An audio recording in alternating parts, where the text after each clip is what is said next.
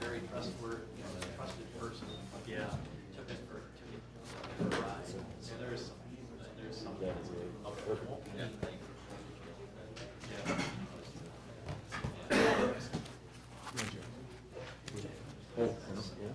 But so then I don't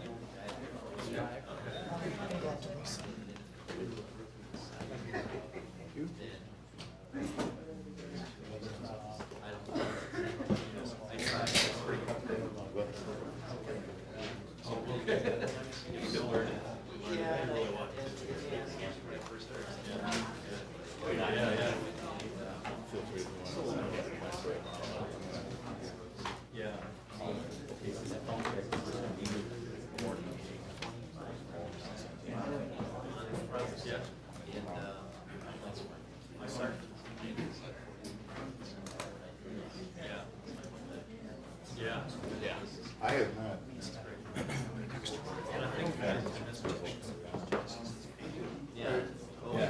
I would too. How are you feeling?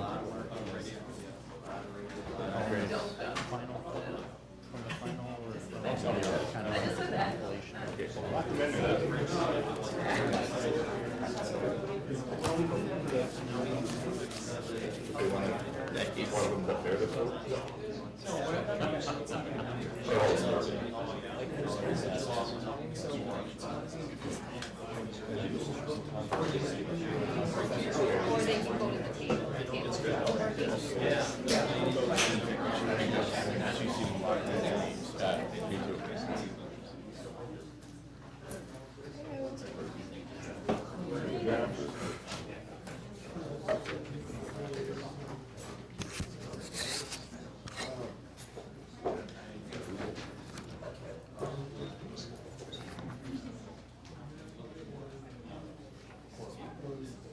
Sure. Sure to get so.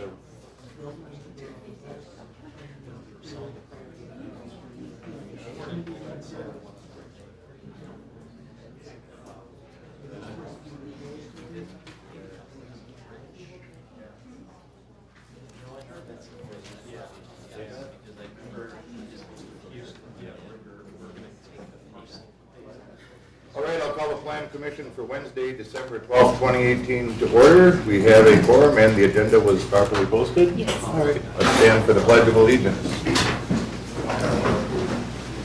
I pledge allegiance to the flag of the United States of America and to the republic for which it stands, one nation, under God, indivisible, with liberty and justice for all. Next item 4, is public appearances. This is public's opportunity to speak about any subject that's not a specific agenda item. I don't think we have any that are not agenda items. No. Thank you. All right. Okay. Number 5, discuss and consider the minutes from the Plan Commission meeting of November 14th, 2018. Any comments, corrections, additions? Second. Motion by Melissa, second by Jennifer to approve as presented. Any other discussion?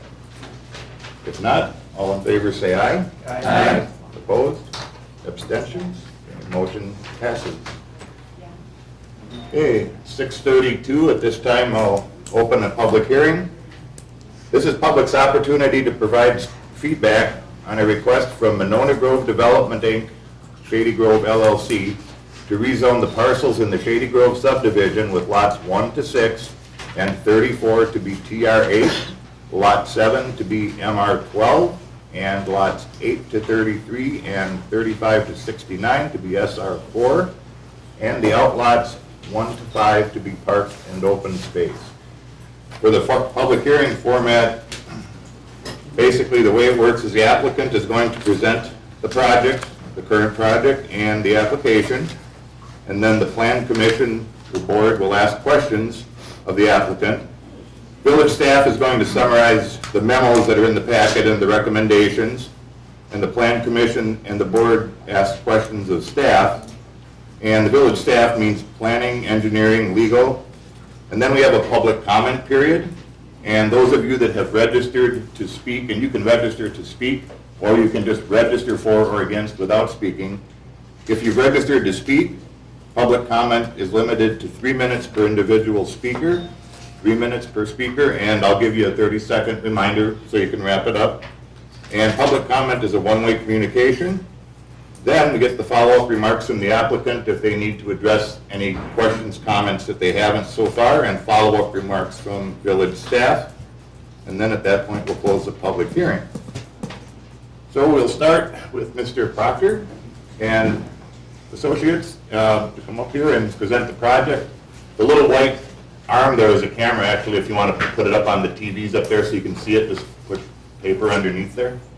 That might work better for this.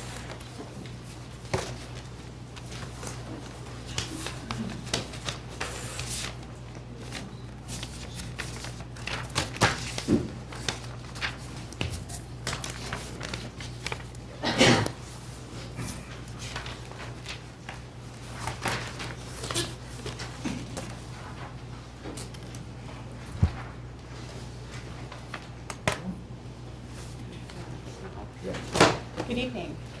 Jessica Vaughn. I work for JSD Professional Services. I'm representing the property owner this evening along with Robert Proctor. I'll kick things off by going through some nuts and bolts of the application, and then I'll hand things over to Robert, who's going to go through a little bit more background and project history on this one. So before the Plan Commission this evening is a zoning request to zone the Shady Grove subdivision, which is shown here on the screen. Last year, about this same time, we were in front of the commission and the board with the preliminary plat and the final plats. The zoning request tonight is just the zoning that would make those lots come to fruition. What we have currently is a parcel that's zoned rural holding. Our rezoning request includes 2 family residential 8, which is TR8, for lots 1 through 6, which are these lots in here. We also have multifamily residential 12, which would be this lot here, and then single-family residential for the SR4 zone district, which is the primary zone district throughout the rest of the subdivision, along with, as you stated earlier, the OWL lots, which will be the open space, so our stormwater and parkland facility would be the open space zoning. We can't hear back here with the back turned to us. Okay, if you could just speak up, we do have microphones, but they're actually only for the television and the recording, but if you could just speak a little louder, I guess. We don't have actual. Do you want me to repeat anything that I went through? She was just going through the lots as they're configured in their plan, is that? In terms of the zoning Okay. ask, do you want me to? No, No, go ahead. Can Okay. you point to the magnified one, because we can't see what. Oh, sure. So we have a zoning request for technically 4 different zone districts. We have our 2-family residential, which would be lots 1 through 6 in here, and lot 34 here. And then we have our multifamily, which is MR12, which is this lot here. And then the primary zone district for the neighborhood is really a single-family detached, which is SR4, which is the remaining lots. Based on the village's comprehensive plan land use recommendations for planned neighborhoods and the zoning ordinance, the proposed lots and zoning designations, we believe are consistent with the village's adopted plan and ordinances. I'm available to answer questions as it relates to zoning and land uses, and I'll hand it over to Robert. He can go through a little bit more. Sorry. That concludes my portion of the presentation, but I am available to answer questions as it relates to zoning. And I'll hand things over to Robert, who will go through a little bit more project background and history. Thank you. I'm Robert Proctor. I'm the attorney for the applicants. The applicants in person are Harry and Mary Sherrata. They're the owners of the land. Some things that I think are important to understand about the planning of this. Harry and Mary hired JSD Planning Services. They're one of the largest planning, engineering, design services firm in the state. Jessica next to me, she's a former planner from the city of Madison, former planner for Boulder, Colorado, and a couple other municipalities before she then went to the private side for planning.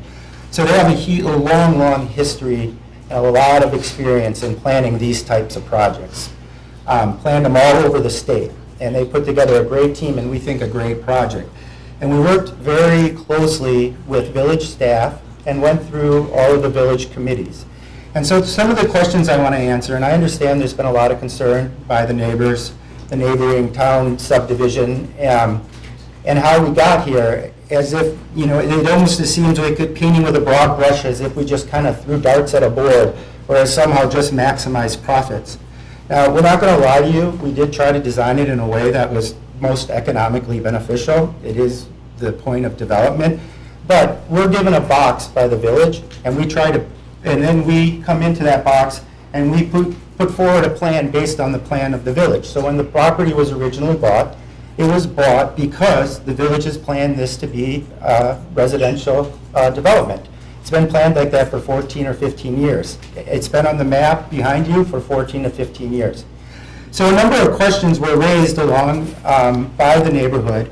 And one of them is, and I went to the website and appreciate all of the care that the residents put into it, because it is a dialogue, and it's gotten a little bit, sometimes maybe a little bit emotional on all sides, but it is a dialogue. But, you know, one of the issues was brought up is that it states that Bus Road was not put all the way through, extended to the north side of the border in order to maximize the number of lots and profit.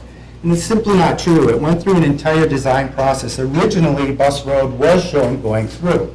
The problem with trying to do Bus Road, as it's shown on the comprehensive plan, is that on the comprehensive plan, it runs half on the Shady Grove property and half on the abutting Westerly property, including running through the graveyard. So if it was going to be designed exactly as shown on the comprehensive plan, it would have to go through the graveyard. And obviously, that's not what's going to happen.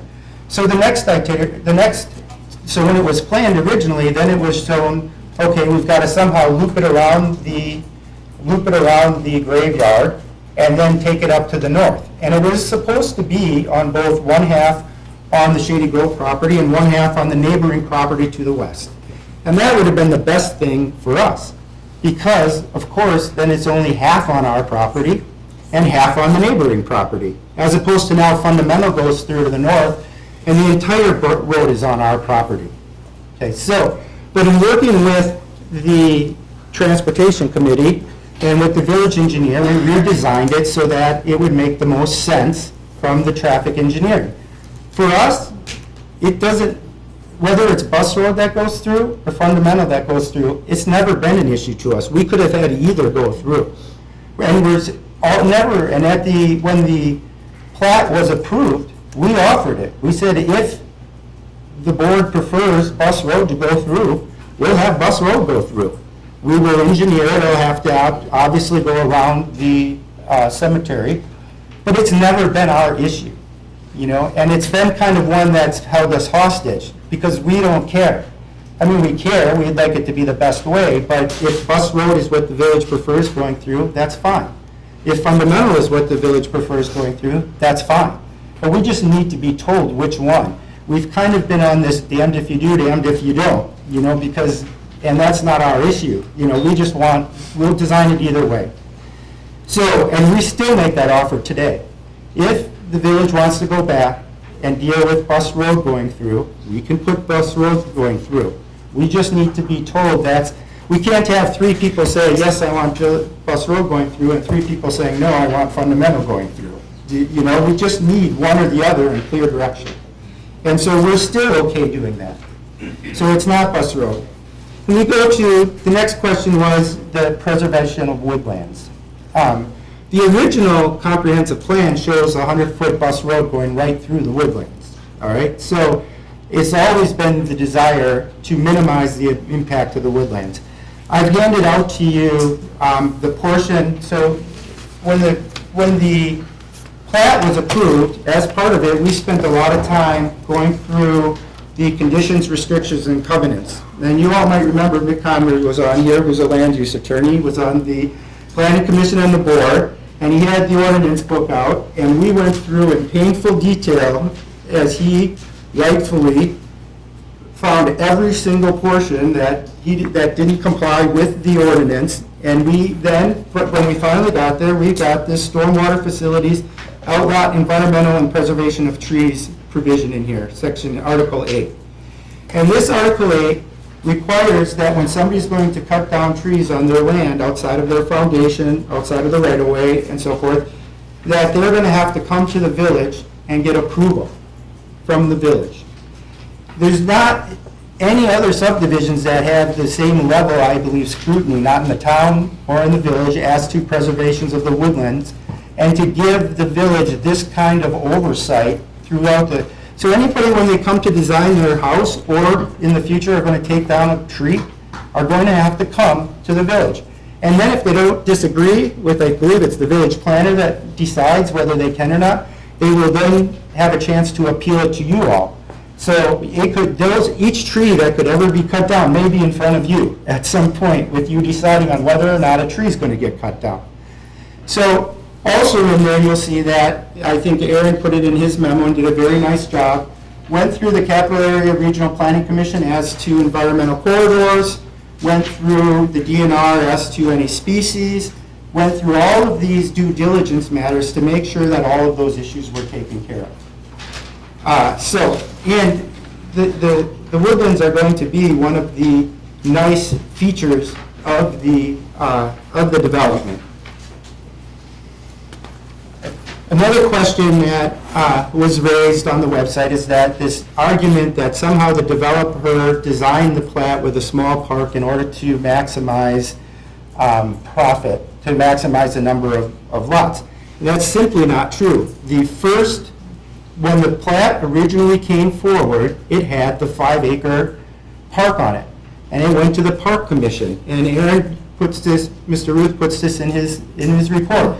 The Park Commission had done a survey and determined that the people of the village, all the village residents, wanted the village to concentrate on their existing parks and not to create new parks, because they can't afford to make all of the parks at the same level. And so they went back and forth in what they wanted. We don't have a choice. If you want a 5-acre dedication of a park, that's what was on there, because that was what was required. It was at that level where they decided that the Park Commission recommended that we don't want to see a full 5 to 7 acre park. We want to see a small park. We want you to pay the fee so we can use the fee to concentrate on our other parks. So again, when we're at that point, that's not, in a sense, our issue. I mean, that was a decision by the Park Commission, and that's one that we then followed. Whether we prefer one or the other, it's almost not even important, because it's not really our choice. It's something dictated to us. So to hold us responsible for the issue on the park isn't fair. I mean, we originally had a 5-acre park. Or it's 5 to 7. All right. So then you get to kind of the gateway to the community. And I think this is a very, very good point. And something we take as serious as anybody. This is the gateway to our development. So when I think of the gateway, I think of through here on Cottage Grove Road, where it's going to be, now there's obvious reasons why you wouldn't do single-family homes there, because they're right on Cottage Grove Road. And you tend to want to have something a little bit more of a intensive use. But we're not married to we don't have a project plan for that right now.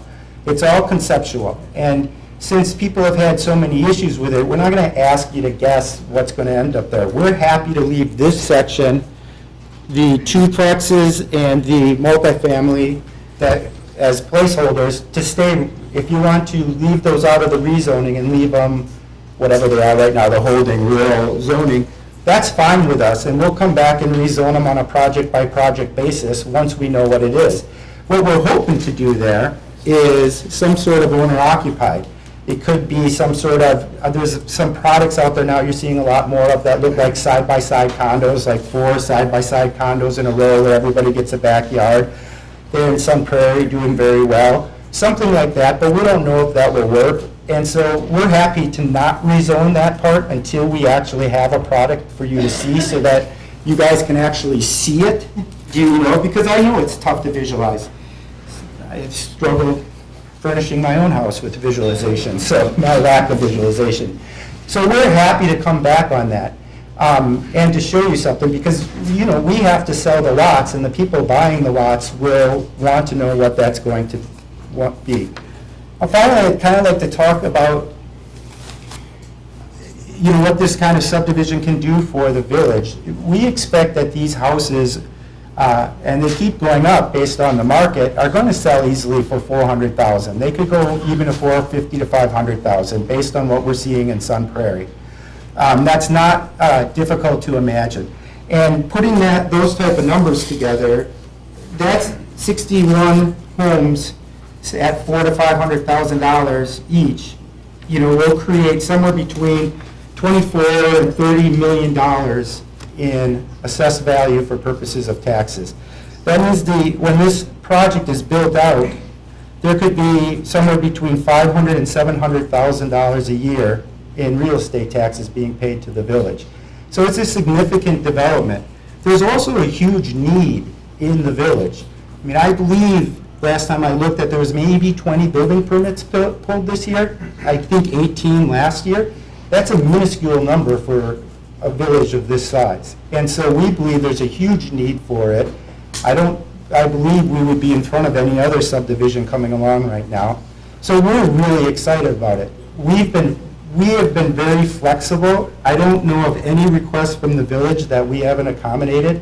You know, whether it's moving a road or doing whatever is asked of us. But what we've kind of run into as a problem is moving goalposts.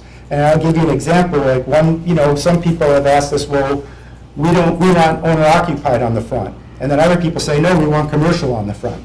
Well, it's difficult to do both, you know, and there can be a little bit of mix. And what we need is direction. So if there's an issue with the development, what we need is the village to decide what they want, you know, with bus road or fundamental road, and we'll do it. And we'll redesign it, and we're happy to do it, but we just kind of need the goalposts to stay in one spot when we do it.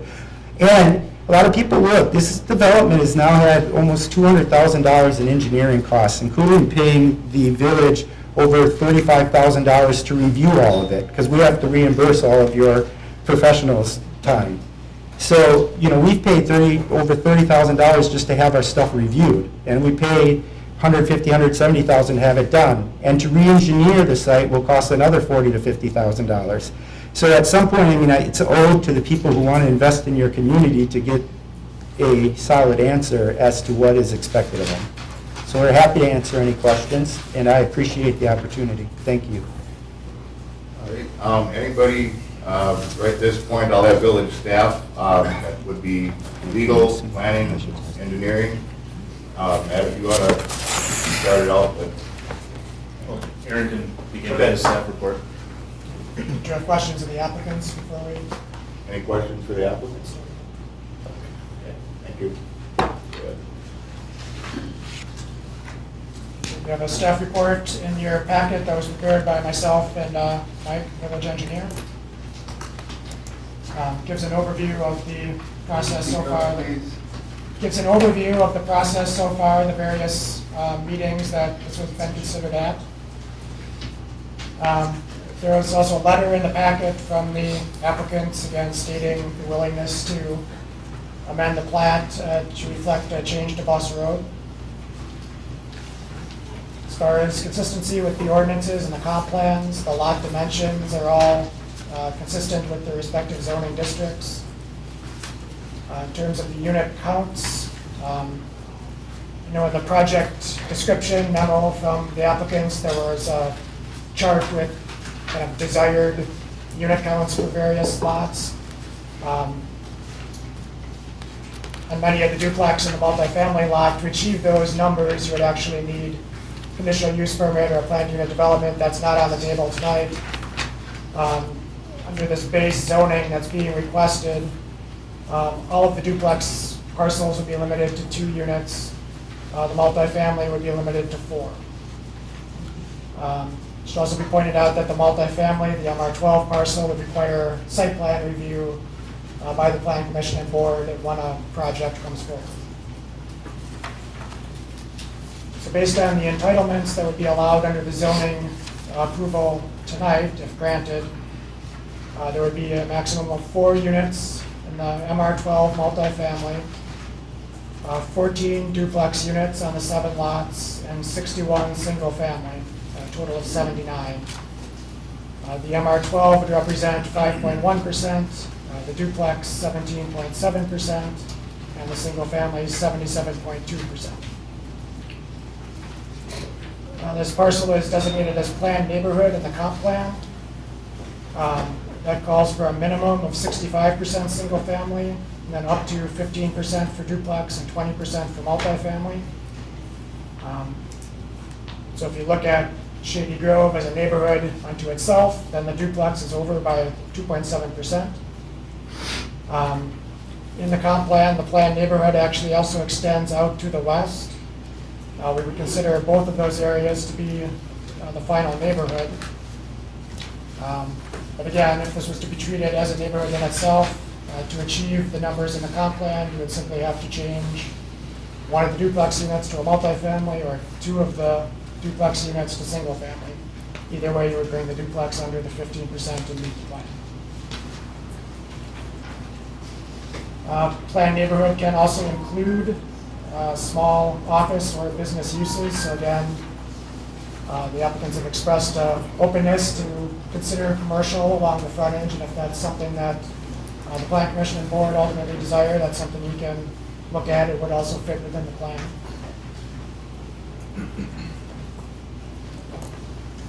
I think the parkland issue was covered well by the applicants. When we asked the Park Commission what they wanted a playground or a tot lot. It doesn't need 5 acres. They felt through their role looking at the entire park system in the village that having the fee in lieu to help them develop not only this park, but some of the larger community parks like Bakken Park would be more beneficial to the system as a whole. I think the woodland issue was covered well by the applicants as well. I'll point out that there's a similar precedent at Coyle South where there were wooded lots that were allowed to be built. And they actually have, I think, less strict covenants. In that case, there was an independent environmental consultant that would have to sign off on tree removal here. As the applicant said, it would be done by the village.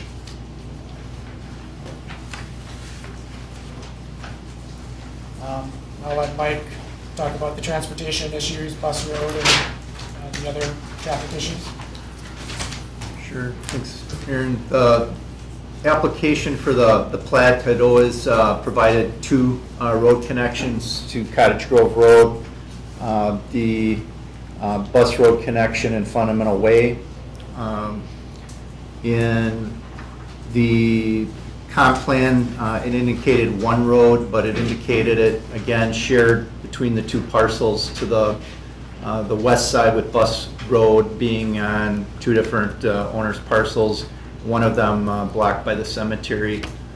Further, there was environmental issues on the site with the woodlands and the non-navigable waterway that runs through the site. So in preservation of that, I believe there were some changes internally on the configuration, but the fact that we have bus road connecting to Cottage Grove Road and Fundamental Way connecting, it was consistent with the preliminary plat throughout. Let's see, we've got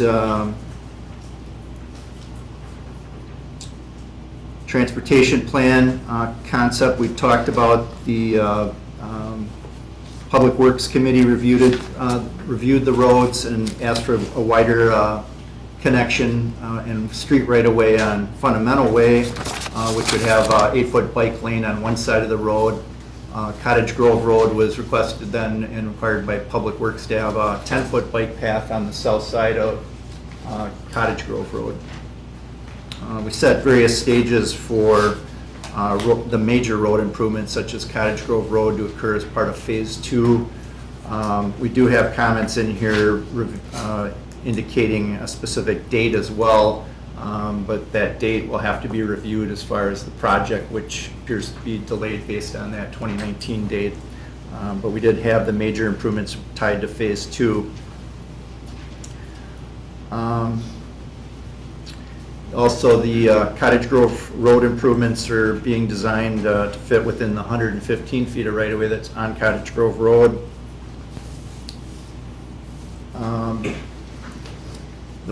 The long-term plan with Cottage Grove Road and Bus Road has been to wait warrants that would meet adequate side road traffic counts to warrant a traffic signal at some point, but those counts were performed at about the same time the middle school was performing the traffic counts for Damascus, and the current DOT counts on the north and south sections of Bus Road and Vilas Road indicate that those are low right now. For everyone's knowledge, the way the warrant for a signal at Damascus happened was not based on traffic volume of vehicles, but special considerations for a school crossing. So that they were based on a number of projected pedestrians that you'd have for a middle school. The DOT has Vilas Road carrying, and that presumably then is with Fundamental Way would be a future connection someday. And so we looked south at what does Vilas Road hold for traffic, and currently on the south side of the village it's at 1,200 vehicles a day. The north section of the road is carrying about 1,400, and that's similar on Bus Road North. And I just compare that to the Main Street traffic at about 7,400 ADT as far as what can a two-lane road handle. The thumb rule is 10,000 vehicles per day.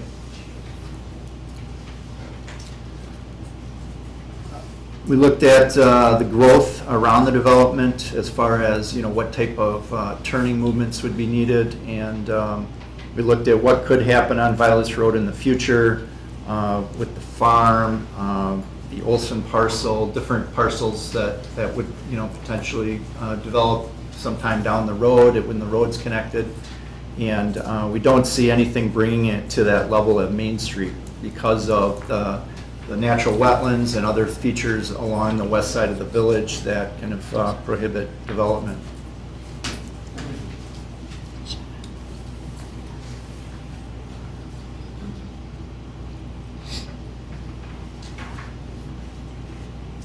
So that's pretty much the essence of all our comments on it. All right, Lee, from legal standpoint, Plan Commission members, you should have a memo from Lee. And I requested that he give this to us so we had full update here on the information. But if I understand this correctly, I guess the bottom line is the preliminary or the final plat for Shady Grove's been approved. The reason we're here tonight is regarding the zoning question. And the bottom line of your memo says, in your opinion, the applicants have met the requirements for the requested zoning amendment. Is that correct? That's true. I just want to address something else, though. Sure. We have a lot of people in the audience who I know have forwarded emails. And so if you want those emails to be part of the record, if you speak, can you just say, I did send an email, I would like that to be part of the record, or provide us with a copy. You don't need to read it. Or repeat what's in there, it will be made part of the record. So we want to make sure that people get a chance to speak and that their opinion gets heard. So if you do have written materials that you have already submitted, you don't need to resubmit them. Anything else from legal? No, I gave my opinion, but I think that primarily you're relying on the opinions of the planner and of the engineer who have worked for the village for approximately 10 years. Both. Okay. Any planning commission members have questions for Mike, Aaron, Matt? I have a couple. Well, then I got one too. Okay. So can you repeat the traffic? Around 10,000 cars we were talking about. We were at 7,400. Did I get that right after? Or? On Main Street. Yeah. Okay. And do you know what Vilas is, plus or minus? It's between 1,200 and 1,400. So And that goes up to about 10,000 as well? But a seventh of the traffic. Okay.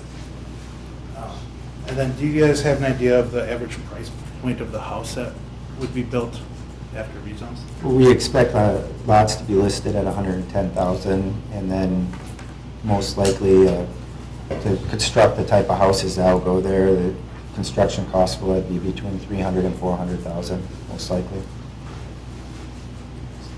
That, just one issue, and maybe the village engineer could speak to it, the traffic signal is outside of our control. In order to get a traffic signal, which I think many of you would know, that would involve the county and the DOT, and there has to be a certain amount of traffic. It's not like we can just offer up a traffic signal and say, we'd be happy to do something, but that's outside of us, and I...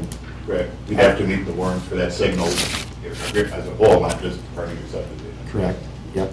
And just for clarity, if the planning commission is more comfortable waiting to rezone the, what I call the multifamily lots and duplexes, we're okay with them staying whatever the transitional zoning is until we come back with a project and then ask for the rezoning. You know, like, we really want to get started on the single-family lots. We don't have a product to show you for those other ones, and so if you would rather wait for that product before, that's fine. You know, I think we're entitled to the rezoning, but we don't need it because we want our projects to stand on their own. You know, we would prefer to come in here with the pictures and so you could see what it's going to look like. And so we're happy to wait on those. So you would be content with the approval of the zoning request for just a single-family lots? Correct. And then whatever transitional zoning's best as it waits for a project.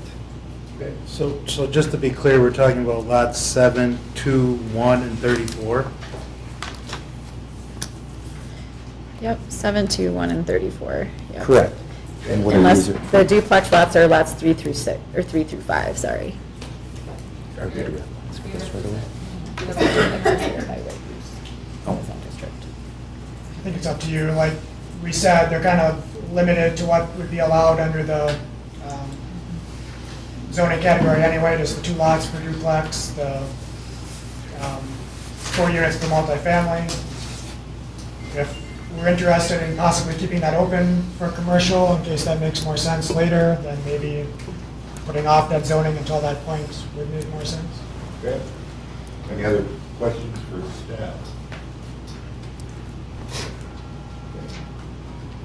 All right. If there's no other questions for staff, then we'll start the public comment period. And again, anybody that's filled out a form that wants to register to speak or just register for or against, I'll read that. But if they registered to speak, I'm just going to take them in the order they are here. And I apologize if I mispronounce your name, but when you do come up, you can sit at the table. If you'd like to stand at the podium, please grab one of the microphones just so you can be heard on the recording. There is no microphone on the podium, but you're free to stand there. And again, Actually, Jack, I have a question. Yes. It took me a minute to find it. The reduction of speed limit that's mentioned in your notes? Yes. To 35 miles an hour? Public Works indicated that that would be a part of the development with Phase 1, that What's the ADT at 35 miles an hour? You gave an example of an ADT at 25 miles an hour. similar. I mean, it actually increases the capacity a little bit, but that's on Cottage Grove Road itself. But it's going to be less than 10,000. At a higher speed, That's the correct? speed on Cottage Grove Road, Right. and that's 4-lane. Okay. That can handle 25,000. It has 8,500 on it now. All right. First up, we have David Peterson, 1012 Damascus Trail. Village resident, and he's registering in favor, does not wish to speak. Brenda Coffey, 2844 River Ridge Circle, not a village resident, does not wish to speak, but registering against. Heather Martinson, 2845 River Ridge Circle, not a village resident, not wishing to speak, but registering against.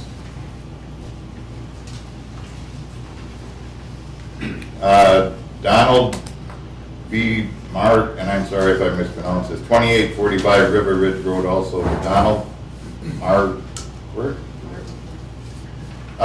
not a village resident, and not wishing to speak but registering against.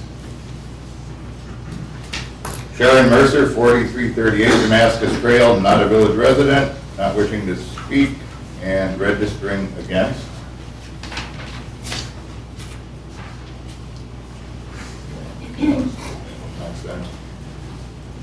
All right, Eddie Long, 4364 Secretariat Court, not a village resident. He would like to speak in favor. And then he also circled, do not wish to speak, but would like to register against. Is that correct? No. You said to speak in favor, but register against? Yeah. Okay, that's right. Feel free to either sit there or stand at the podium and take one of the mics up there with you. So I sent an email. I'm not sure who, but if you want to just put that on the record, I can save everybody some time. The only thing that I wanted to cover outside of what's in my email, I moved here in August, and a lot of that was based on going to every single suburb of Madison and getting a feel for what the parks are like, what the culture is like, what the space allocation is like, what the traffic's like. So a big component of the decision that my girlfriend and I made and why we wanted to move here was because of the comprehensive plan. So, you know, with the park, with the road, it looks like there's a little bit of accountability on both sides, but it's a little bit frustrating to see that, you know, the first development that we're potentially going to see has got some issues with that plan or some conflicts with that plan. So that's why I'm opposed to it. And outside of my email, that's really all I want to cover. Okay, thank you. For the record, for the emails we do have, they are not going to be like read verbatim into the minutes, but they be attached to the minutes as an addendum, just so we don't have a 400-page long thing of minutes. So everybody will be able to see who emailed. Greg Hatfield, 400 Cresthaven Road, village resident, did not wish to speak but registered against. Charles W. Roberts, 4364 Vilas Road, not a village resident, does not wish to speak, registered against. Kevin Steffens, 202 Donegal Drive, Cottage Grove, is a village resident and said he would like to speak against. Kevin?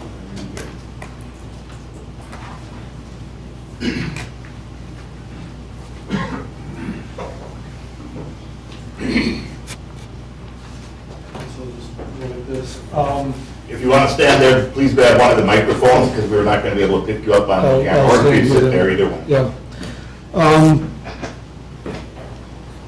I'm not totally against this development or whatever. I do have some aspects in which I've got concerns about. It was brought up earlier by one of the village staff about the use of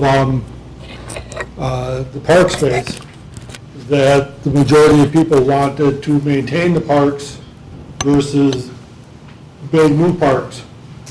I want to say that wasn't my interpretation of the question, and I don't know how many other people that answered that survey did it that way. I looked at question number 3 about the importance of park space in the village of Madison. 22% said it was important, 73% said it was very important. Question 8, dealing with new parks versus maintaining the existing parks. I took new parks as being like Backham Park, building a separate facility or whatever outside of neighborhoods, since question number 3 addressed the neighborhoods. So if you're going to add 100 units to an area and not include a park, I don't know where the kids are going to go. The junior high isn't a place for young kids to play because they don't have the playground equipment there, so there's no place for them to go. You know, and then to find a place, especially if they build a new elementary school, everybody's got to cross Cottage Grove Road, which to me is not, I don't think, a good idea. The other thing I see now that Fundamental Way eventually, sometime in the future, but in the future possibly will end up in Violet. That's what I was looking for, was Bus Road going to Violet, but if we have another road, but I don't know how long that's gonna take to get there. My concern is that when the elementary school was built, and you've got people in this new subdivision that needs to drop off their kids because they're not gonna be 30 bused. seconds. They've got to go to the junior high and the elementary school and dropping off their children, which means possibly using Cottage Grove Road 3 times, before they can go off to school. Unless there's a secondary way to get to the new elementary school, the only way is Bus Road. And you're gonna have the older kids walking, and I think that just makes crossing Cottage Grove Road a little bit dangerous. Thank you. So, Steve Coogan, 4415 Damascus Trail, not a village resident, does not wish to speak but registering against. Jeff Trentendow, 2850 Aldar, if I pronounced that right, sorry. Not a village resident, would like to speak against. Jeff? Yes. Before I speak, my voice carries, so it's not a problem. When we got involved with this a year and a half ago, you people made me realize one thing. I want to give you a pat on the back for giving up your time to be on a board such as this, to want to do something great for our community. So that I commend you for, all of you, and thank you for your time. Our Cottage Grove Chamber of Commerce publications state, rolling farm fields of central Wisconsin in the heart of Dane County make Cottage Grove a scenic wonderland. Many of us who reside in Cottage Grove choose our community for this reason. The proposed Shady Grove development, currently home to farm field, wildlife, dense woods, is a perfect example of the scenic wonderland, which was exemplified by the chamber. This land provides a glimpse of Cottage Grove from the west. Unfortunately, the proposed rezoning of this parcel would enable the developer to proceed with a plat that is anything but a scenic wonderland. To start, the development is not consistent with the village vision. The percentage of single-family homes is less than recommended, and the percentage of two-family and multifamily homes is higher. The rationale given that maybe in the future, further development to the west at some unknown time will occur. In addition, Shady Groves Park is 1/10 to 1/14 of the recommended dedicated size for a park space. Development bears zero resemblance to the surrounding neighborhoods and properties. If they're rezoned to residential, this would be the first impression of our community. While we appreciate the willingness of Shady Grove to offer the bus road extension as a condition of the rezoning appeal, this facet on the plat is only one of the many serious concerns that we have. If the Shady Grove parcel is to be rezoned, this will only transpire after resubmission of the approval of the preliminary and then the final plats. To do otherwise makes no sense, except from the perception of the developer. In summary, the Shady Grove property owner truly desires to create a quality development in Cottage Grove, then reducing the density, preserving the woods and environmental corridors, providing sufficient park land dedicated to the enhancement of the lives of the Shady Grove residents. We urge you to vote no to the rezoning of the Shady Grove until such time as the redrawn preliminary plat and final plat reflect the best interests of the Cottage Grove community. This is the gateway to our community, and we only have one chance to get it right. My wife and I also have sent in an email. Please submit that as part of the public record as well. Jeff, thank you for your time. Can I get your last name again? Trentadue, the number 32 in Italian. Okay. All right. Thank you. I'll write that down. Sue Trentendow, or if I pronounced that right again, sorry, 2850. Trentendow, sorry. Like money's due.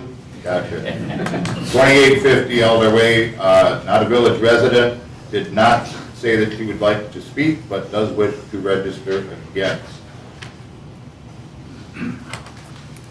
Mike DeClay, 2712 Nightingale Way, Cottage Grove, not a village resident, would like to speak against. Mike? Sit at the table where we got a microphone.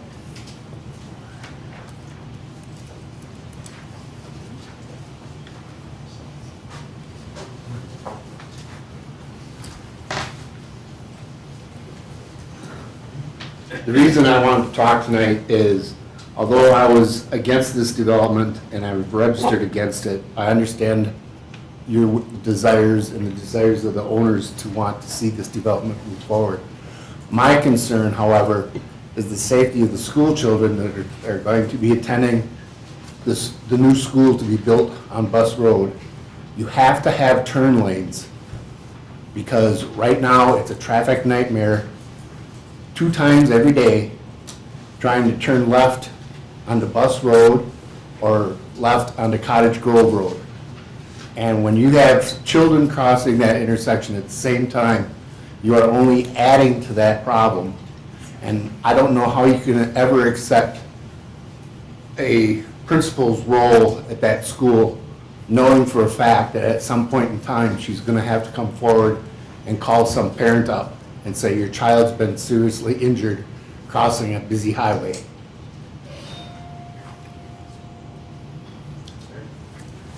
Thanks, Mike.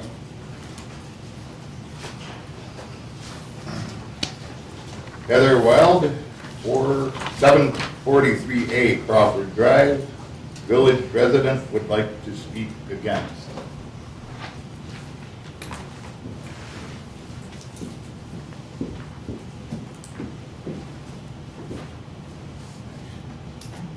Good evening, ladies and gentlemen, and members of the Plan Commission. Thank you for allowing me to speak tonight.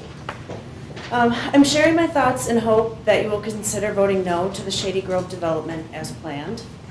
I live in a rental duplex in the village, and my area and the area around me consists of mainly rental duplexes that are not maintained by the renters and or property owners as well as they could be.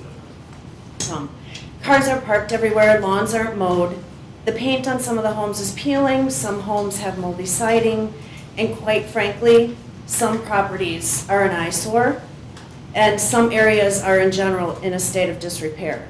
This coming from me, who lives in one of the aforementioned duplexes. Though I do care for my home as if I own it, but many don't.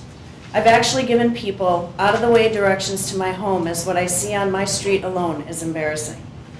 If the thought of making Cottage Grove more affordable as a place to live by building apartments and duplexes is why this is being proposed, please reconsider.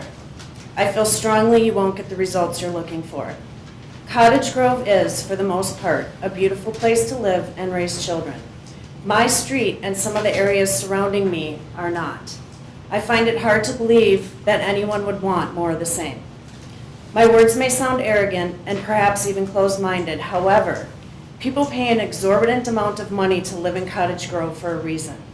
If the Shady Grove development is approved as is, I truly believe in years to come, Cottage Grove won't be as desirable a place to live. I believe single-family residences only will bring the income to Cottage Grove that I believe you, myself, and all those interested in the growth of Cottage Grove seek. Thank you. Thank you. Next is Christy Williams, 3768 Bonsack Lane, Cottage Grove, not a village resident. Did not say she wants to speak, but wanted to register against. Bill Boltman, 2828 Aldar Way, not a village resident, said he would like to speak against. Bill, want to come up here?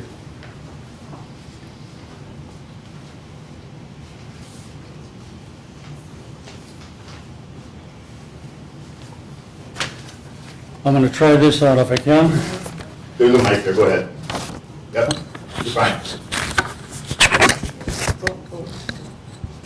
This work? No, just leave it down. No, just leave it on the podium. It's not for us here, it's for the tape recording. Take it home, Phil. There you go. Okay. I'm here tonight to remind the village of Cottage Grove Plan Commission and the Board of Trustees why we're here. Your long-term growth comprehensive plan was drafted to guide you through the years to make the village of Cottage Grove a wonderful and desirable place to live. This plot plan violates many of your goals, mainly the stoppage of Bus Road to Violet Road, which will be sorely needed in the near future. I know you talked about that before, but unfortunately I couldn't hear that well back there. I don't know what you said. The destruction of the last woods in the area an undersized park, and numerous others. All of the Serratas have stated their willingness to extend 100-foot of Bliss Road to their southern boundary. It has not shown up on a plot plan. What is wrong with larger lots bordering Highway BB to conform with Meadow Grove? What is wrong with the whole development having homes like existing Meadow Grove? In your handout tonight, in reference to item number 5, where it stated development should accommodate, it does not say must. Why can't this be changed? Certainly don't need an eyesore like Highway N coming from I-90 forward south. What's wrong with the village and Serratas making an agreement to make the woods a walk in the park like 64% of your survey participants want? The woods is perfect. It already has open space for parking. A word of caution, you are dealing with a development company with no track record. All I know is that the weeds haven't been cut there in 4 years, so that's something that I can look back. If and when approved, it must be right, no mistakes. Your village board and surveys conclude you should be more concerned with development of commercial land and developing small business rather than more residential at this time. With the recent passing of school referendums, Monona Grove will be the 5th highest tax district in the state. People moving in and people living here should be concerned. 30 seconds, Phil. I hope you will table this request until you make changes that make you proud of your work and not ashamed. Thank you.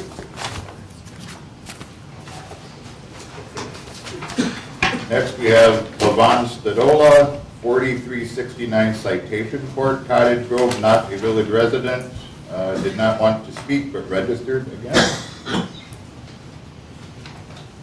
Chad Ford, 305 Southern Grange, Cottage Grove, is a village resident, does not want to speak but registered against. Michelle Stadola, 305 Southern Grange, Cottage Grove, village resident, does not wish to speak but registered against. Tom Stadola, same address, 4369 Citation Court, Cottage Grove, not a village resident, did not register to speak but registered against. Mike Funger, not a village resident, I'm assuming you wanted to speak, Mike? Okay. Yes, sir. First thing, I have a question for Mary. I wonder if she would build the same development in Shorewood. I really wonder. I would really question that if he would. I was also pretty concerned when I found out that, and I don't think Mike Zilke is here, is he? Charlie's here, but when I found out that when the Shady Grove development was going to be, had some problems with the amount of houses and so on and so forth, that my land, where I live, to the west, and Mike Zilke's land, and Charlie's land could be used to protect how it's designed right now against my property, which I'm in my 70s, I plan to live till 100, so I'm going to be there a while. And I don't think the village is going to be able to take my property, and Mike feels exactly the same way I do, and I know Charlie does. So that was a little disconcerting that we still have all these questions, and I had so many questions after he got done talking again, and the plan that I read that Mr. Ruth put together, I was totally lost. And how you guys could approve zoning for this now without fixing all these problems before the zoning is put in. This is still December, for one thing. Get this thing squared away to the point that there's never going to be a change again. That big plan that was put together, that should have been put together after the first meeting, the first plat, as far as I'm concerned. Thank you. Thank you. Next, we have Kevin Farwell, 2834 Aldar Way, not a village resident, did not register to speak, but wanted to register against. Kathy Farwell, also 2834 Aldar Way, not a village resident, did not register to speak. And wanted to register against. Jane Ring, 4513 Bus Road, Cottage Grove, not a village resident, and said he would like to speak against. Did you say Jane or Dave? Jane, I'm sorry. I read wrong one here. Hello, I'm Jane Ring. I've been a resident of Cottage Grove, living on Bus Road for 44 years. I'm extremely concerned about the volume of traffic and the safety of the public on Bus Road and Cottage Grove Road, Highway BB. At your last meeting on November 14, 2018, I passed out responses to the commission members that I received from the Village of Cottage Grove Police Department dated August 24, 2018, reflecting 26 accidents at the intersection of Bus Road and Cottage Grove Road from 2008 to 2018. In addition, in these materials, it included responses from the Dane County Sheriff's Department dated September 27, 2018, setting forth 9 accidents at the same intersection when their department only began responding to accidents as of 2015. With the access roads in and out of the Shady Grove development being Bus Road and the Fundamental Way, and the projected increase of traffic in this area as a result of the new elementary school on Bus Road, I implore all of you to consider the traffic and the safety issues. The Village of Cottage Grove needs a comprehensive study of this matter before approving the current Shady Grove development. Thank you. All right, David. David Ring, 4513 Bus Road, Cottage Grove. Not a village resident. Did not register to speak, but wanted to register against. Bob Priam, if I pronounce that right, 2838 Eldar Way, not a village resident. Did not register to speak, but registered against. Rebecca Priam, also 2838 Eldar Way, not a village resident, and asked to speak. Good evening. My name is Rebecca Crane. I want to begin by stating that I don't think my educational background, where I reside, whether it be town or village, should be a factor on the weight or the importance of what I want to say tonight. I come before you tonight to voice my opposition to the rezoning of the property known as Shady Grove. From the beginning of this process, the first time I spoke to you guys at a Plan Commission meeting, I said I was not opposed to growth or progress in Cottage Grove, and I wanted to live in a safe, vibrant community. I mentioned how I always believed that Cottage Grove is a community and not just the town or the village, although tonight we were referred to as the adjoining town. I don't walk into the pig and have someone ask me if I live in the town or village. My girls, when they attended school here in the district, were not asked if they were town or village. My point is that every decision made by the town or village will affect every person in Cottage Grove. I bring this up because at the Planning Commission meeting on October 18th of 2017, there was a member who commented he was not happy with the way that meeting went down. He appreciated our feedback, but there were not a lot of village residents there, and that was a problem of people not coming to village meetings. Well, we're here tonight. Again, village or town, the decision you make tonight will affect us all. This was the same meeting where we were told that by the developer that this would be a great addition to the village. Keep in mind, this is our first view of Cottage Grove for people entering our community from Madison. The traffic issues at Bus Road will be bad enough, but we also have the loss of much of the woods, the density of this development, and the woefully inadequate park space. Who is this development great for? Our grassroots efforts had several concerns, and we had several questions with the Shady Grove plan. We had several people emailed, called board members and Planning Commission members with these concerns and questions. We often hear the statement, "Where have you been?" when we come to a meeting. Believe me, I wish we had been here right from the beginning of this process. But we were here at the August 9th, 2017 meeting where the preliminary plat was approved. At that meeting, several people voiced their concerns. There were members who did not even know what the comprehensive plan said. They only relied on Mr. Ruth to make recommendations. Aren't we taught to question and make educated decisions? We're not growing any more land. Whatever ends up being built in our backyards will be there forever. So be sure when you take your vote, this development is something that you can look back on in 20 years. Be proud of what you see and not have any regrets. I understand that things change and we can't stay locked in the past. but is this what we want for the future of Cottage Grove? Thank you for your time. Steve Anders, 4274 Violas Road, Cottage Grove, not a village resident, did not register to speak, but wanted to register against. Chris Hampton, 3310 Highway N, not a village resident, said he wanted to speak against.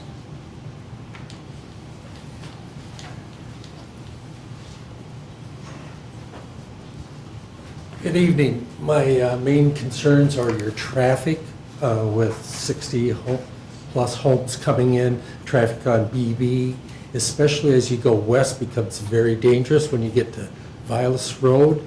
Now, I can only assume that the village is not going to stop growing westward, and what are you going to do when you get to Violas Road if you don't have bus road going all the way through to Violas? It gives you an option. When that road goes through, then those residents finally have access to get to your dream park. Otherwise, they have to drive out on BB, come to that dangerous intersection, and turn in. And who's going to pay for the improvements to the road? Is the developer or are the citizens of the village going to have to foot that bill? The other item is these homes are going to add traffic to our town roads. They were not built to handle that kind of traffic. They're 21 feet wide. Is the village going to offer to help us expand those roads to handle the increased traffic that comes from the village that wants to get to 12 and 18? So you know they're not driving back to N to get down there. They're taking Violas or Violas Hope. Thank you. Thank you. All right, Ben Mashewski, 4368 Secretariat Court, not a village resident, would like to speak against. As I started, I'd like to say that my wife and I moved here 2.5 years ago. We're first-time homeowners, which, in my experience, does not seem to be a terribly common thing that people our age are moving here frequently. I had sent a message to several village board members and planning commission members, etc. In summary, my message voiced concerns of public safety with regard to traffic, pedestrians, and bike access, especially when the new school is built. Further congestion by not extending bus road to Violas Road, a loss of wooded areas that are a great opportunity for a park for all to enjoy, density and lofty promises that adjacent developments would reduce the density in the future. And finally, I raised the question of, will the increased tax revenues actually exceed the cost of additional services and burdens on the school system? At this point, I would like to say that this is not an issue of town residents versus village residents. All matters of town or village business affect the community, and we as a community can be more productive as a unified force that values the opinions of all and does not lose sight of its values. I would like to see this community continue to grow responsibly. I look forward to my family being members of this community for years to come and hope we can continue to grow and improve in a responsible manner. We cannot allow a precedent to be set that we are willing to bend to the desires of those who look to profit from developing our community. We can only accept what works now, not promises and not concepts. Thank you. Ann Byrne, 2835 River Ridge Circle, not a village resident, did not register to speak, but wanted to register against.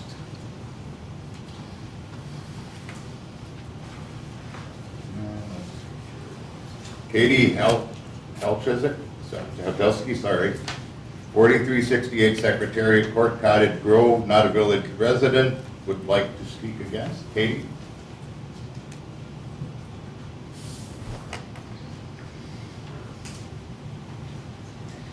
Good evening. I'll keep this short, as I did send an email to the village board and planning commission.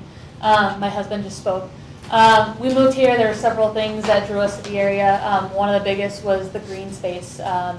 We value driving by and seeing just a little piece of tranquil green space for us to enjoy, for children to enjoy, really for everyone. So we would like to see that be a part of the Shady Grove development.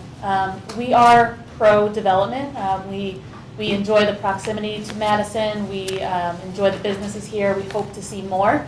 But we believe that this development sets a precedent for future development. So we hope that this is planned and executed in a way that follows the comprehensive plan. That's all I have to say. Thank you for your time. Thank you. All right, John Sinclair, 3017 Red Hawk Trail, village resident, would like to speak against. So I might have misspoke on that sheet. I'm in the process of becoming a resident with my wife of the village. We're building right now, and as such, we're not against development by any means. We're part of that. What we do have concerns about is what many people have stated. You know, why did we come to Cottage Grove in the first place? Why did any of you? We're working on that right now, and we've loved what we've seen. And there's some specific reasons we didn't choose other communities around Dane County. There's specific reasons we didn't choose Sun Prairie. And so when the developer's lawyer mentions what might have worked in Sun Prairie, kind of got my blood pressure up a little bit, because I'm thinking, it isn't the community that I wanted to live in, and so we chose not to live there. Sun Prairie is a mess of strip malls and convoluted development and roads that don't line up. And if that's what we want to see happen here, it just breaks my heart a little bit, because when I look at the maps that were up earlier, I look at road connections that don't quite line up. I look at potentially increased traffic issues that can be mitigated, but don't appear to be mitigated on the plan that I've seen. It starts to concern me. I do think that Cottage Grove has a lot to be proud of. I mean, I'm not a longtime historian. I didn't grow up here, but I think it's a really special place. And if it just becomes an extension of suburbia, it has so much more potential. And I think developing this 40-acre parcel is totally fine with me. I think it makes sense, but I think it can be done better. And I think I have some concerns about it being the entrance to our community from the Madison area. If it really just shows that we're kind of looking for whoever we can get to join the community. What else did I want to mention? I mean, if there's potential to look at how the property is laid out again, maybe the roads could line up. Maybe we don't have to have the shape of a sock outlined by roads. If anyone caught that on the map, it looks like a big sock. But I just feel like it looks like another cookie, or not cookie cutter, but puzzle piece, the way it's drawn up. It doesn't make a lot of logical sense to me. It's not easy to navigate when you look at it on a map, and it just doesn't look like it fits in with a lot of the surrounding community. So I think that there's potential to change that, to update it, to make it look more desirable, to make it a better entrance to our community. So I'm not against that at all, but I don't think it's where it needs to be. So. Thank you. And that's your first name again? John. John, thank you. Sid Manthe, if I pronounce that right, 2841 River Ridge Circle, village resident, would like. Oh, sorry. Circle it all. Okay, so you do not want to speak? Okay, just registering against? Okay. Alicia Roush, 4552 Vilas Road, not a village resident, would like to speak against.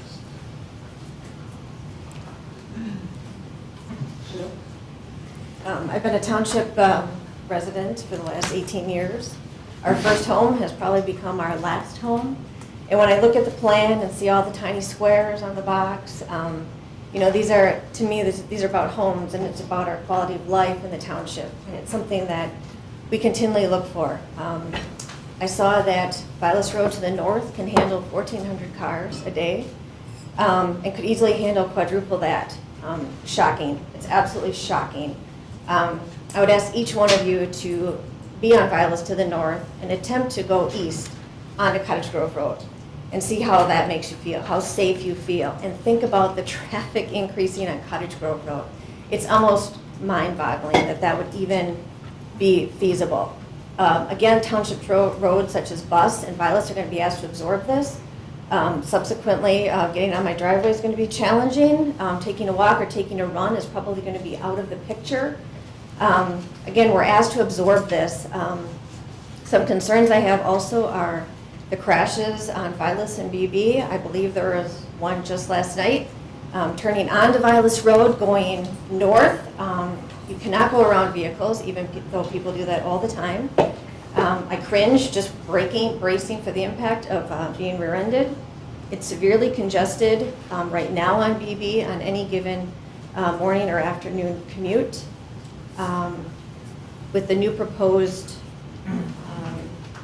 neighborhood, there's going to be one entrance, one exit. How are those people going to get out of their neighborhoods? How are they going to get to the village? Are they going to walk? Are there sidewalks? Do they have to cross BB? It's absolutely unsafe. You can't be walking on BB. In terms of traffic lights and things like that, I don't know if you've looked at that or what the long-term plan is. But like I said, I've lived in the township for 18 years and I've seen homes being torn down, and I miss the farmhouse that was on BB not too long ago. I miss the horses, I miss seeing that.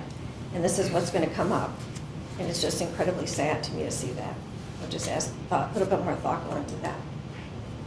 Thank you. All right, Jeannie Mackey, 2841 River Ridge Circle, Naughty Village resident, did not register to speak, but would like to register again. Is that everyone that signed the register form?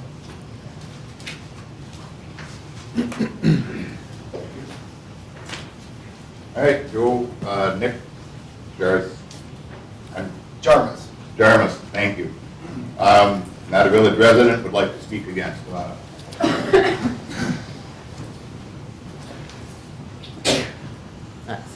Thank you. So I would like to speak again to the importance of keeping the planned extension of Bus Road that's in the comprehensive plan. Fundamental Way is not an adequate alternative to bus for two key reasons. First, it does not create the full north-south connection needed on the west side of the community, since it's nearly impossible to see how Fundamental Way could ever be extended north to Gaston. This leaves us with yet another zigzag traffic pattern off of Cottage Grove Road. Second, Fundamental Way would be, at least within the Shady Grove neighborhood, lined with homes and only built to a width of 70 feet. Instead of the safe and efficient collector road that bus would be, we'd get yet another dangerous shortcut through a residential neighborhood. I've previously lived in growing communities that failed to prepare the infrastructure necessary for proper traffic flows, and they became increasingly unpleasant places to live. I hope that Cottage Grove will be smarter, think several steps ahead, and not box itself in with piecemeal plans that do not fit into a truly comprehensive vision for the future. Thank you. Thank you. Barry Heckman, Citation Court, not a village resident, would like to speak against. He sent an email, is it okay if I read it? Your name? Jeannie Monty.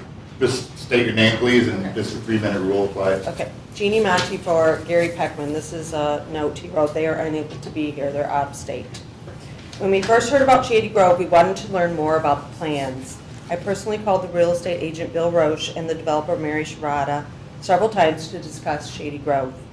As a result of those telephone calls, I helped locate someone who could clean up the mess, not remove the buildings at the property in a short time frame. This was totally opposite when the houses and buildings were removed by another individual who worked on Sundays, disturbing the peace and leaving a huge mess for months on end. My wife and I later attended many meetings and listened to the concerns of neighbors who felt that this development was being rushed. Their concerns were legitimate, and despite voicing those concerns, plans kept getting pushed ahead. It seemed that very few people at the village level wanted to listen to the concerns from members of the community. During one of those meetings, it was suggested by the developer's attorney, Robert Proctor, that they wanted to listen to our concerns. I made several calls to the real estate agent, Bill Roche, and to Mary Sharada, the developer. Despite my offering several times to be a conduit between all the interested parties, Mary Sharada did not return my phone calls as she said she would. I later followed up with 2 additional telephone calls. I left messages asking if I could speak with her. To this day, the messages I left were never returned. I personally do not feel that there was any sincere interest by the development team in meeting with the concerned neighbors. One of the many concerns for both the village and town residents is the destruction of the beautiful trees and woods on the west end of the proposed development. In all the previous long-term growth plans for that area by the previous plan commissions, it included the retention of these woods. The current village plan for the roadway in that area shows all roads move to the east, preserving the trees and the woods. Why are these plans not being followed, and why now is there such a change of heart and placement of less value on these woods? Other concerns are the small, inadequate park space. Very small. I have taken time to read the Village of Cottage Grove Comprehensive Plan with specific attention to Chapter 5, Land Use. There are so many deviations from the plan that I can only suggest that you please take the time to read them with the attention to subsection E, Land Use Goals, Objectives, and Policies. Here's a copy of some of the content. Encourage smart, well-planned growth by preparing neighborhood development plans for part of the village's peripheral areas planned for neighborhood development within the village before development proposals are considered. Require developers to coordinate development plans with adjoining property owners so that there will be an efficient system of streets, stormwater facilities, utilities, and other public facilities. Maintain a sense of community separation through boundary agreements, open space planning, and landscaping requirements. Require site plan review for all multifamily residential, commercial, office, industrial, recreational, and community facility land uses to achieve compatibility of adjacent land uses. 30 seconds. Ensure logical transitions between potentially incompatible land uses. Encourage new development and redevelopment projects to include high-quality building design, landscaping, and signage. Again, this is all part of the plan that you have. In closing, point out that the offer to enhance easements running along the east side of the proposed development, I told real estate agent Bill and Representative Drew for the Coke pipeline that I would at my cost remove the nuisance weeds and overgrowth within 60 feet of the right-of-way. The University of Wisconsin would assist me in planting a wildflower prairie and maintaining it at my cost. All right, thank you. I mean, we'll keep the email. Yep. And we'll put it in the agenda. Thank you. Thank you. Joanne Reynolds, 4364 Secretariat Court, Cottage Grove, not a village resident. And Joanne, you had both would like to speak and do not wish to speak, or do you want to speak? No, I would not like to speak. Okay, just register again? registering again. Okay, thank you. All right, Joseph Byrne, 2835 River Ridge Circle, not a village resident, would like to speak against. Oh.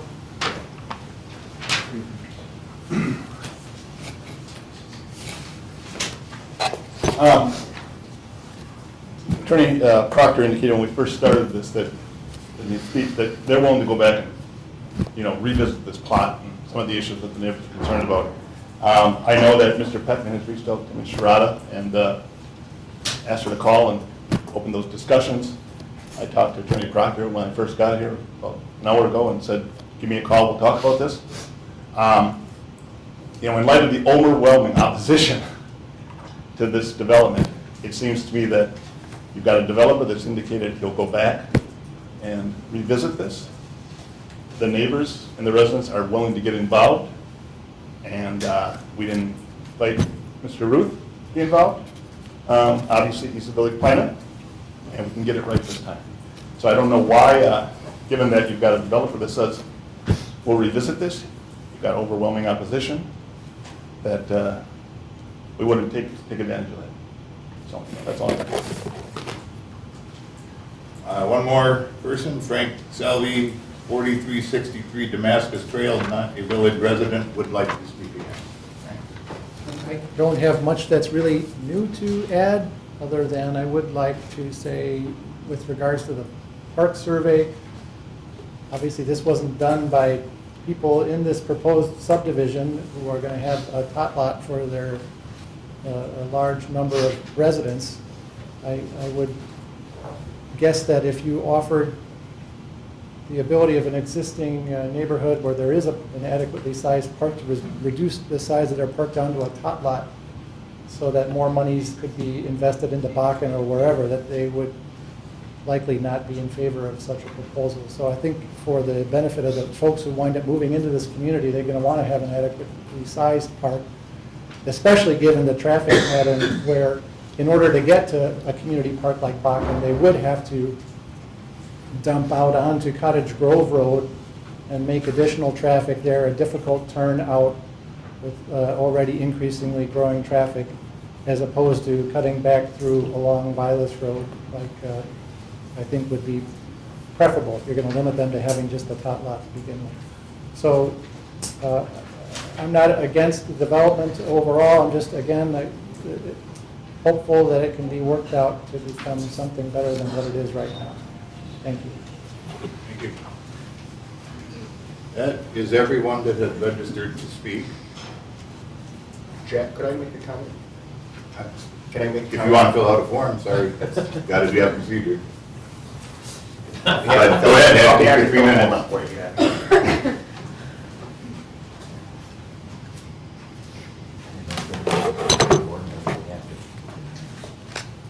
Excuse me? Yes, sir. Can I just ask a question? You need to identify yourself and come up here. We can't have people talking from the back of the audience. Right now, we've got somebody speaking. If you want to talk after, he certainly can.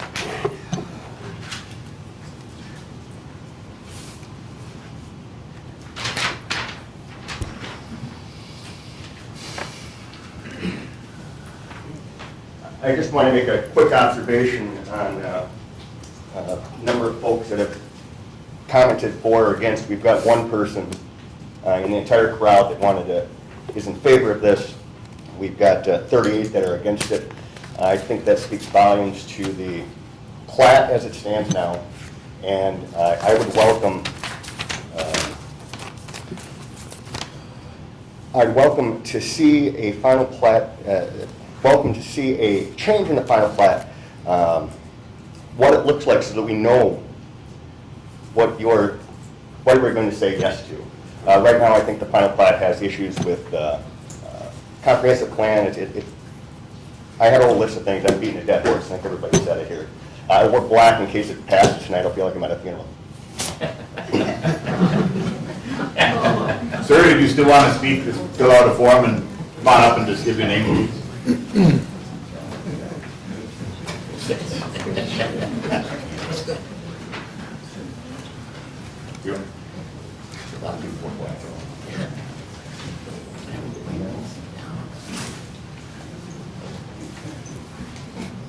Okay, my name is Phil Hatfield. I live in River Ridge Circle in Meadow Grove. And the only thing I was going to ask, and he covered it, was how many people here registered for and against? I guess you're number 39 then.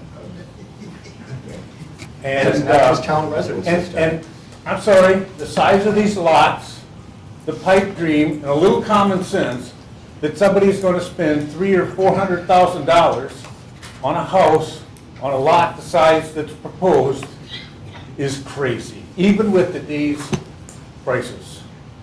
It's too dense for Cottage Grove.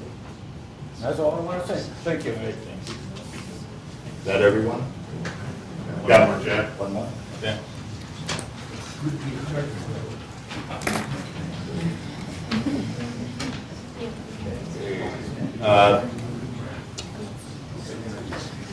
How do you say that name? I'm sorry. Rather.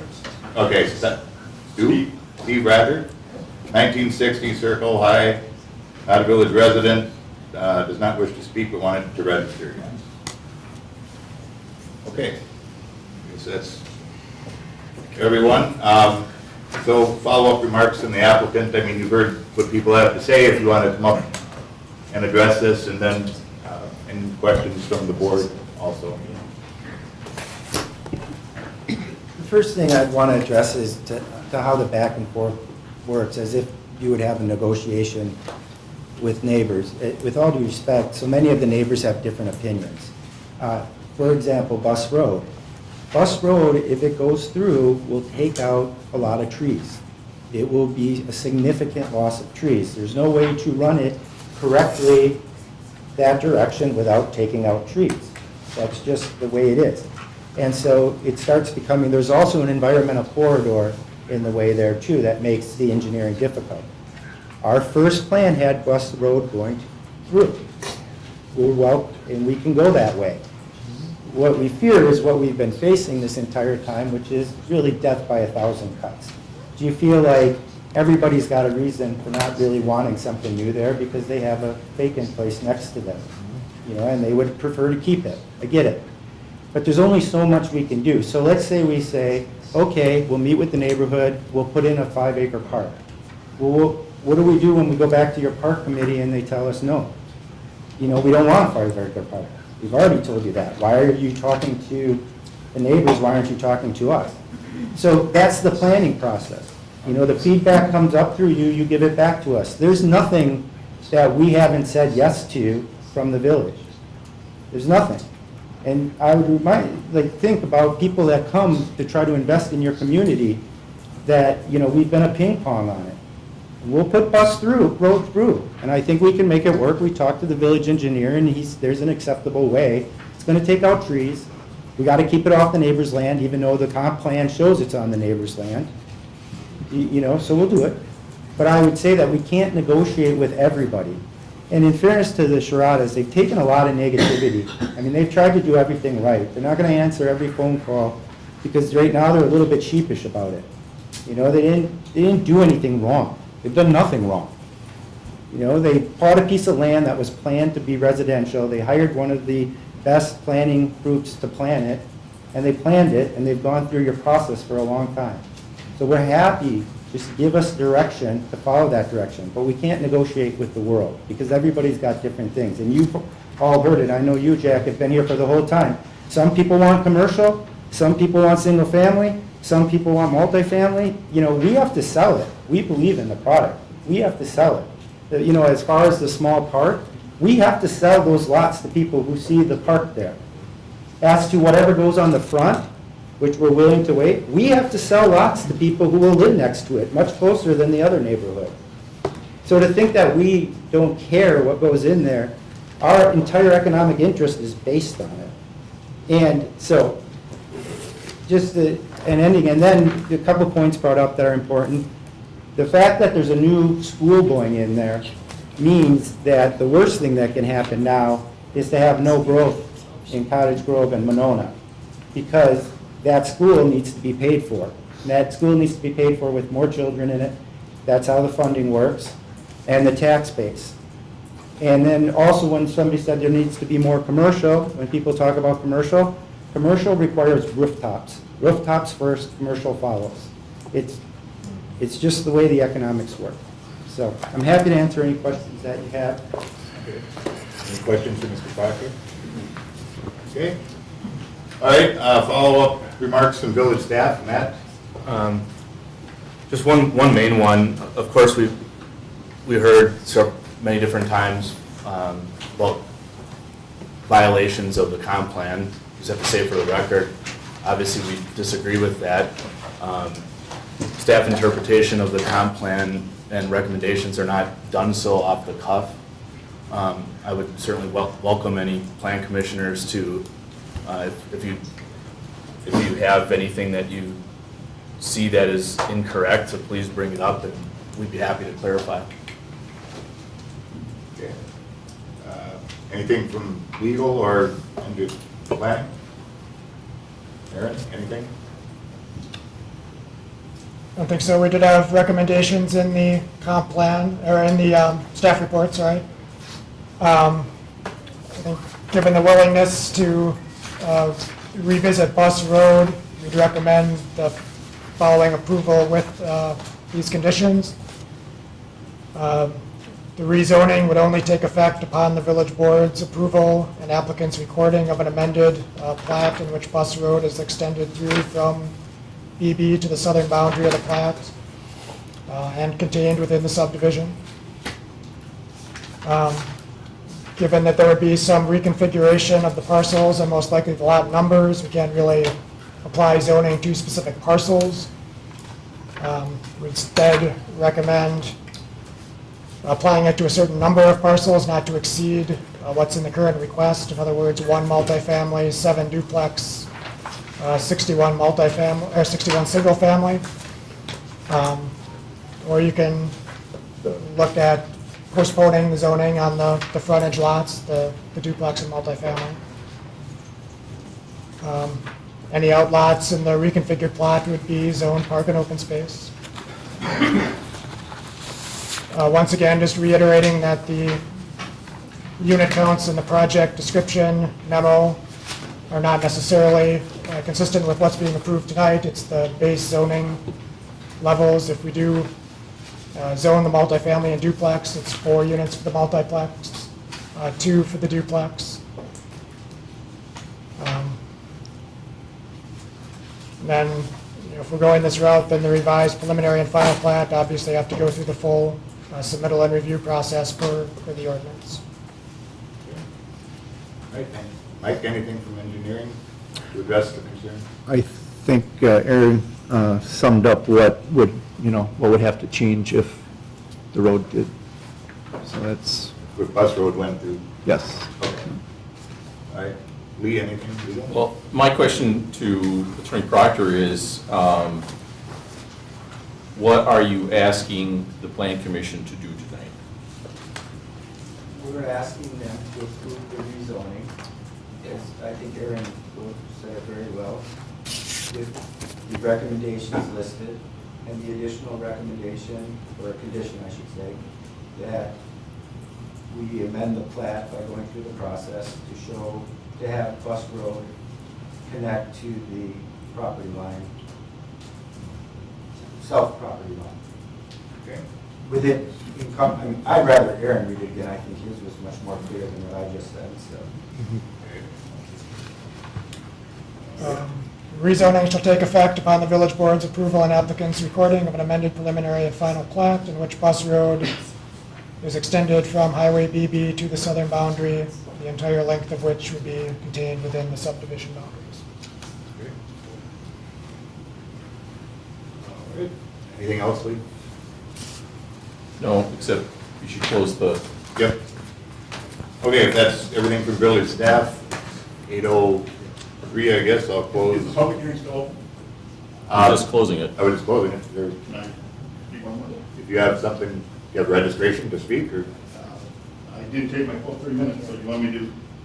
If you want to come up and take another minute, that's Yeah, fine. the only thing I want to comment on is, and given that, it's on the table, extend Bus Road. When I look at the comprehensive plan, all three, the two maps, the future transportation map and the future land use map, the extension of Bus Road it shows it going around the woods. They clearly, when they put this plan together, they anticipated that Bus Roads would go to the east of the woods. It clearly bows out here. And so it's consistent with the natural features map, where the woods is identified as a protected environmental corridor. And when they did the future transportation map and the future land use map, it's pretty clear they specifically made Bus Road enter the Shady Grove parcel, go to the east around the woods. So to say that it's going to, that it has to go through the woods to extend, that wasn't the intent of the comprehensive plan. So I would suggest you take a look at the future land use map, future transportation map, and see that the woods was intended to preserve in all three maps. Thank you. All right, public hearing's now closed, 8:04. Plan Commission and the board can discuss the testimony that was presented tonight and make public record of their findings. I guess we can go around the table. I'll start with Don. That's all right? Yeah, I like the idea that we run Bus Road through. What were we gonna do about the, Aaron, about getting the ratio in check?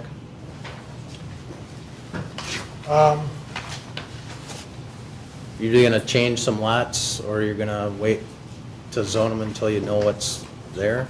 Yeah, I mean, at this point, when it's reconfigured, the numbers might change anyway.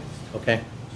Well, I mean, we are looking for approval on the 61 single-family lots. Okay. And so the ratio that I think we're out of would be the number of duplexes allowed. And since we're not redoing them now, I mean, we would refine tabling or whatever, not rezoning those until we come back with a project, and then we can revisit the ratio. So this is 61 single family. Don, good. Yeah, I like that. That way we get another chance. Yeah. All right, Kyle? Well, thank you, everybody, for coming out. I definitely have spent way too much time on this week, looking at this and going out and reading emails and listening tonight and making all the notes. And it's a lot of the same theme.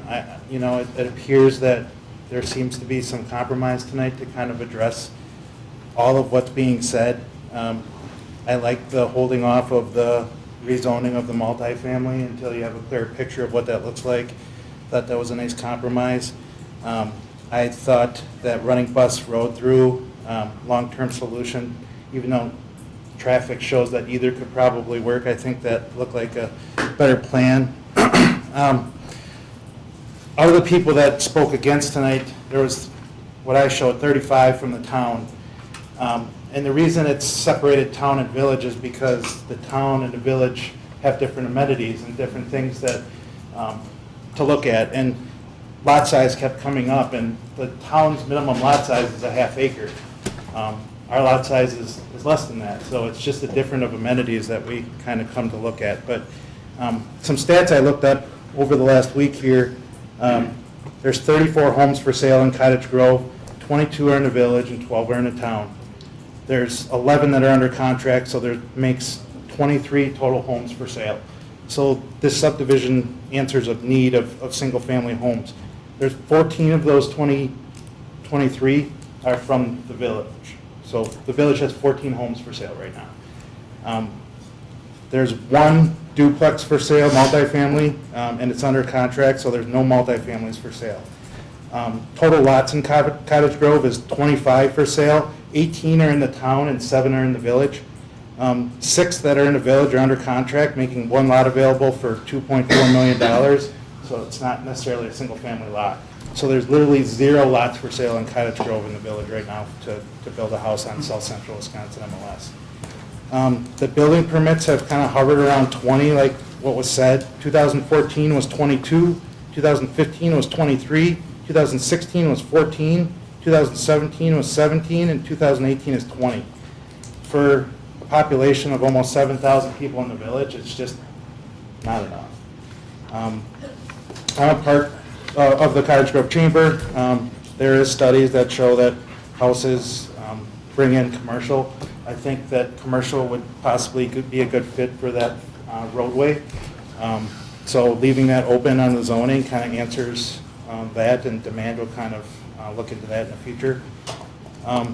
Meadow Grove subdivision has 94 properties that are in that subdivision for what I show off of Access Dane, and their average assessment is $235,000 and change. So basically any house that's built in this subdivision is going to exceed what that average assessment rate is. With these changes, I think it answers the kind of the things that were complained about. I do want to mention some of the other ones that came up in emails. But basically, traffic flow, taking a look at the traffic, we went over those tonight, and I think that our engineer kind of answered those questions. The trees, we have this graph that was brought up about making sure to address trees. Multifamily, we're waiting on, so, right now until we have a clear picture. The comp plan, we went over. Lot sizes, we went over. The differences between the town and the village, we went over. And the school concern, we just passed a referendum collectively to handle stress on our schools. So with the things that we talked about, I think that sounds good. Okay, well, thank you, Kyle. That was informative. Yeah, and I also agree to hold off with the rezoning of the front lawn, but go ahead with the residential. Jennifer? I feel the same way. I'm a little, the bus road issue, if that's the best option. Could you speak up, please? Sorry, my voice doesn't carry very well. I like the idea of holding off. I love the idea of commercial. I always have. So waiting on that, it seems like a good compromise to me. Bus road going through, I'm torn between the tree thing and bus maybe being a better option, so I'm willing to listen to the majority on that one. I'm concerned about bus road going through, and if in the future, then there's going to be the problem with the woodlands debate. But I'm not opposed either way to fundamental way or bus road going through. Either way, it's not going through now because we don't have the land for the stuff. Additionally, I'm not sure about, I'm okay with not rezoning the front Road area, but I'm not sure commercial would be the best there. You have open lots down Cottage Grove Road already that are supposed to be for commercial, so that concerns me. That would just be another open empty lot on Cottage Grove Road, which is not attractive for the current gateway to the community, which I don't think it will end up being the gateway to the community. But those are my few concerns. Brett? I am probably in the minority, but I don't like leaving things open or waiting for a clear picture in the future. I've been a part of the board some shape, way, or form for 18 years, and that's gotten us in trouble in the past, and I have too many questions about Bus Road. So I voted no before, I'm voting no again. The one other thing, sorry, is right now, we're just voting on the rezoning. We aren't voting on the plat. I get that. So, and as far as with the rezoning, like, I haven't seen or heard anything that indicated that it would not be a good idea to rezone. All right, I want to thank everybody for taking the time and being patient, adhering to the 3-minute limit, and being willing to listen to everybody else. I looked at Lee's memo in length. It looks like to me like the developer has done everything and is willing to do several options regarding what we're asking of them. I think going south on Bus Road is probably the best of the options. Sounds like it's going to work the best in the long run. And the way Aaron worded it, as far as making the connection with the amended, what did you call it, preliminary final plat, Aaron? And approving the 61 single-family lots is going to be probably the best alternative at this point. So is there any other discussion? I just want to go over a couple of things that Sure. Brett and Melissa. So, yeah, like you said, we're looking more at rezone. Obviously, this is slotted for development. It's following those things. So, you know, that's important to get that point across. So I thought that was good. With kind of talking about abutting Cottage Grove Road, obviously we're leaving that off here, but are you saying you'd rather see that as single families or multi-families or what? I guess I'm confused on that comment. No, the plat that was approved, the final plat, with the multifamily, I think it's a need that Cottage Grove has. And so I would prefer it to stay multifamily, but I can understand waiting until we have a clear picture of what it will look like. So I'm okay with that, but I mean, maybe things will change in the future, and so commercial would make sense there. So I mean, that's another option, but we do need more multifamily options for affordable in Cottage Road. Even a combination of the multifamily and commercial. Right. That's a good option, yeah. Any? Yeah, I got the impression it'd be more need-based off of if somebody comes along with those options, they'd be interested in bringing a project forward. It'd be very difficult to sell a $300,000 to $500,000 house up on Cottage Grove Road. So I wanted to get a clarification Yeah, no, on. not single-family. Yeah, okay, yeah. And with the 61 lots 1 and 5, 1 to 5 would still be the park and open space, is that correct? Whatever ends up being an outlot in the revised plat. will be- Okay. Yeah, that's just. Okay, so it's best to just do the 61 single family homes. Any other comments? Just to note, Jack, regarding the multifamily, depending on the application for, as they would come forward, depending on the density that they're asking for, may trigger separate public hearings on top of those. So taking a wait and see is maybe the best approach anyway, to actually see what they would be proposing, instead of just approving a certain density that you don't know what the product looks like. So I think that would make sense. Jack, I don't want to cut off anybody, but at some point we should make a motion. Yep. Yeah, I'll motion to approve with the conditions of the Bus Road and the waiting on the rezone of the multifamily. So to approve the 61 single family lots with the Bus Road connection to the south as outlined by Aaron? Yes. I'll second. Okay, motion and second to approve the request from Monona Grove Development Inc., Shady Grove LLC, to rezone the 61 single-family parcels and go with the bus road to the south connection as outlined by Aaron. Any other discussion?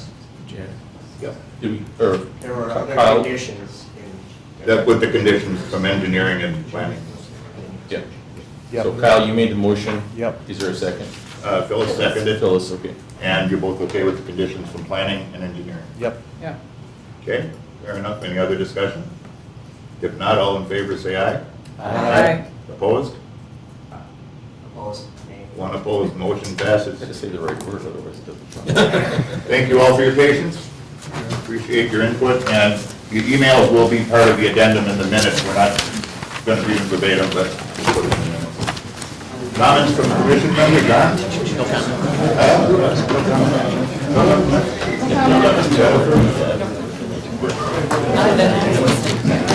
All right, no comments, future agenda items, anything for future agenda, Aaron?